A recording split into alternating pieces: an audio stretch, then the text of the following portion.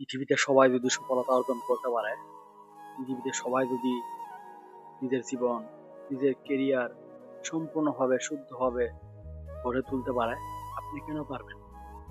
আপনি কি মানুষ না? আপনিও একজন মানুষ। তেমনি আমারও যেমন মাইন্ড, আমারও সেমন মাইন্ড।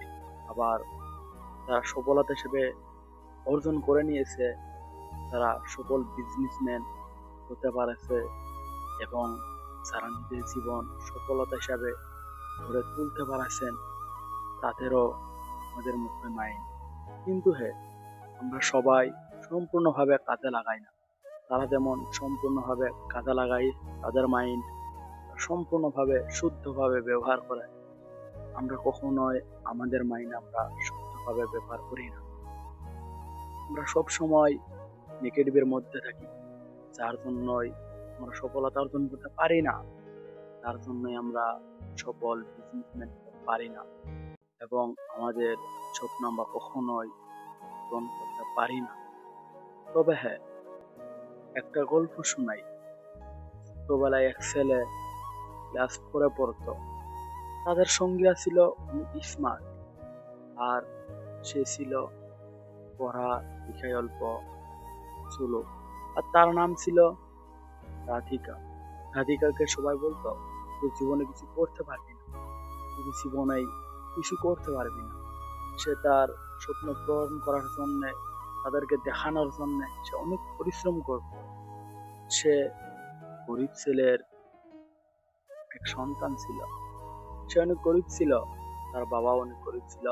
তাদের আর্থিক অবস্থা অনেক ভালো ছিল না, তাদের আর্থিক অবস্থা অনেক খারাপ ছিল, যার জন্য সে সঠিকভাবে লেখাপড়া করতে পারেনি, সঠিকভাবে স্কুলে যেতে পারেনি।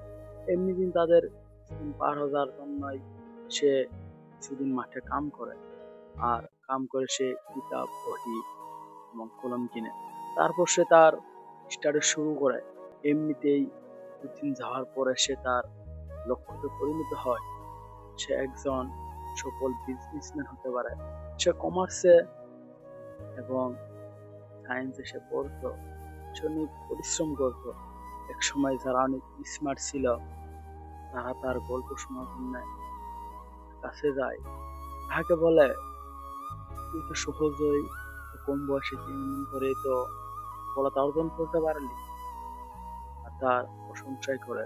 সে বর্তমান বিশ্বের ভিতরে নামদোলা হিসাবে প্রতিষ্ঠিত হয়েছেন।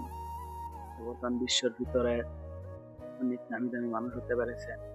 তাই নিজের স্বপ্ন, নিজের জীবন, নিজের ক্যারিয়ার যদি সম্পূর্ণভাবে সত্যভাবে করে তুলতে চাও, মনে হাল ছেড়ো না।